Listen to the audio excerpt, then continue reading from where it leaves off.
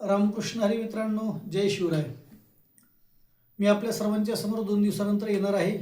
12 राशीच्या संदर्भाने 2026ला कोणत्या राशीला कसं ग्रहमान राहील या संबंधाने. तूर्तास मला माझ्या एका मित्राचा फोन आला होता सकाळी. तो घर बांधतोय आणि घराच्या संबंधाने कोणत्या दिशेला घर तोंड करून बांधावं. तर मुळामध्ये माणसांना दशदिशापैकी 4 दिशाच प्रामुख्याने पाहिल्या जातं. आपलं घर कोणत्याही दिशेला असतं तर लोक त्या दिशेचं नावच घेत नाहीत. म्हणून आपल्या सर्वांच्या पुढे ग्रहांच्या दिशा कळाव्यात. वास्तुशास्त्राचा पण अभ्यास केला ना मी. जसा ज्योतिषशास्त्राचा केला तसा वास्तुशास्त्राचा केला, अंकशास्त्राचा केला. बऱ्याचशा लोकांचं नाव पाहताना, हॉटेलचं नाव पाहताना ते पण न्युमरोलॉजीचा विचार करावा लागत असतो. या संदर्भातला स्वतंत्र व्हिडिओ होईल. मी आता फक्त तुर्तास असं बोलतोय.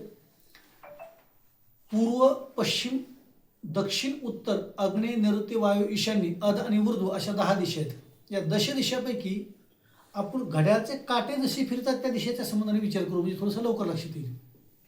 काय होतं, बहुतांश आपल्याला असं वाटतं की इकडं घर तोंड केलं की ते पूर्वेला असतं. पूर्वेला असतं असं नाही. पूर्वेच्या आणि दक्षिणेच्या मध्ये आग्नेय असतो, पूर्वेच्या आणि उत्तरेच्या मध्ये ईशान्य असतो. म्हणून तर आपलं घर जर 20x50 अशा अर्थाने असेल तर ते 10 फुटाच्या इकडं जर सरकलं तर ते पूर्वेला राहत नाही, तर ते ईशान्येला आपला दरवाजा होतो. तरी आपण पूर्वेला आमचं घर तोंड करूया असं म्हणतो. असं नाही कळत.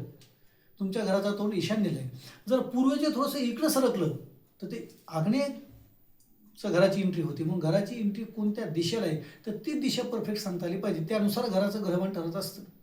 आता त्यातल्या कोणत्या शुभ आहेत, कोणत्या अशुभ आहेत, कोणत्या दिशेला केलं पाहिजे, कोणत्या दिशेला काय परिणाम होतात, नाहीच आम्ही ऐकलं तर त्याचे काय दुष्परिणाम होतात, या संबंधातला स्वतंत्र विषय असेल. किंवा आपण फोन करून बरेचसे लोक आपल्याला वास्तू व्हिजिटला बोलवतात. वास्तू व्हिजिटला घ्यायच्यानंतर आम्ही ते परफेक्ट त्या विषयाचं कुठं काय चुकलं हे तर सांगतो, पण त्याचे उपाय पण सांगतो. तो विषय स्वतंत्र आहे. मी तुम्हाला थोडंसं घड्याळच्या काट्याप्रमाणे, सिक्वेन्सप्रमाणे आपल्या सर्वांना सांगतो. पूर्व दिशेला सूर्य असतो.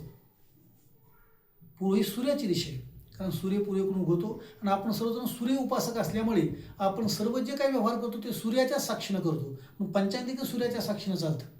पहिला रवी, सूर्याच्या शेजारची ती दिशा आहे, पूर्वेच्या शेजारची ती आहे आग्नेय, आणि आग्नेय दिशेला शुक्र असतो. शुक्राच्या शेजारी जी दिशा आहे, अर्थात आग्नेयच्या शेजारी दिशा आहे ती आहे दक्षिण, तिथं मंगळ असतो. मंगळाच्या शेजारीची दिशा आहे हा कोपरा, अर्थात इथं नैऋत्य दिशा आली आणि इथं राहू नावाचा ग्रह असतो. आग्नेय नैऋत्यच्या शेजारी इकडं आणि पश्चिम, आणि पश्चिम दिशा ही शनीची दिशा आहे. शनीचा प्रभाव असतो पश्चिमेला, का ते शनीची दिशा आहे. जसं पूर्व ही सूर्याची दिशा आहे तशी ती पुरुषाची दिशा आहे. पश्चिम जशी शनीची दिशा आहे तशी ती स्त्रीची दिशा आहे. स्त्रीचा प्रभाव हा पश्चिमेला असतो. म्हणजे ज्या घराचं तोंड पश्चिमेला असतं त्या घरात स्त्रीचा जास्त प्रभाव असतो. पश्चिमच्या शेजारी वायव्य दिशा आहे तर चंद्र असतो. वायव्येच्या समोर अर्थात शेजारीच उत्तर दिशा आहे, तिथं बुध नावाचा ग्रह असतो. त्यानंतर येतो मुख्य कोपरा, त्याला म्हणतो आपण ईशान्य. म्हणजे उत्तरेच्या आणि पूर्वेच्या मधला जो कोपरा आहे आपण ईशान्य म्हणतो. आणि ती गुरुची दिशा असते, ईश दिशा असते, देवघराची दिशा असते, साधनेची दिशा असते. आपल्या स्वतःच्या जीवनामध्ये पूर्व, पश्चिम, दक्षिण, उत्तर, आग्नेय, नैऋत्य, वायू, ईशान्य आणि महत्त्वाचे 2 जे विषय ठेवला की जे मध्यभागी असतं सेंटर, म्हणजे पूर्व, पश्चिम, दक्षिण, उत्तर या सर्व दिशाचे जे मध्यभाग असतो बरोबर सेंटर, आपल्या घराचे सर्व बाजू मोजावीतून जे मधलं आहे त्याला म्हणतात सेंटर, त्याला म्हणतात ब्रह्मस्थान, त्याला म्हणतात नाभिस्थान. आपल्या शरीराचा भाग जसा बेंबीपासून वरती अर्धा आणि बेंबीपासून खाली अर्धा असतो, तसं संपूर्ण घराचं जे सेंटर असतं तर त्या सेंटर कधीही बिघडलेलं नसावं लागतं.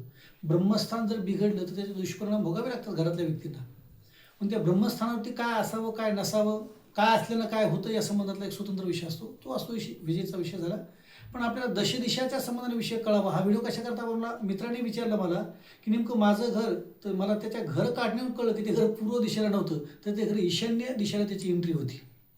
आपल्या घराची कोणतीही बाजू मोजल्याच्या नंतर ती बाजू कोणत्या बाजूला आपला दरवाजा सरकतो ते आपल्याला सांगता आलं पाहिजे.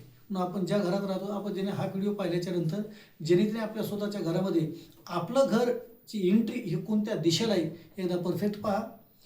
आणि जर या व्हिडिओवरती आपल्या सर्वांना आपल्याला सांगायचं असं तर आपण कमेंट करून देखील आपलं घर सांगू शकताय. मी त्या कमेंटला जर त्या दिशेला तुमचं घर तोंड करून असेल तर त्याचे दुष्परिणाम काय आहेत आणि त्याचे चांगले परिणाम काय आहेत या संबंधातले मी तुम्हाला आपल्या सर्वांशी संवाद साधेल, नक्की साधेल. कोणाला पर्सनल काही माहिती हवी असेल तर माझा संपर्क करा. माझं नाव पांडुरंग शास्त्री शितोळे. माझा मोबाईल नंबर आहे 9822660762. आम्ही समावित ज्यांच्याकडे मार्गदर्शन मी घेतलं आम्ही एकत्र काम करतो. विजय पंडित सर, त्यांचा नंबर आहे 9226251816.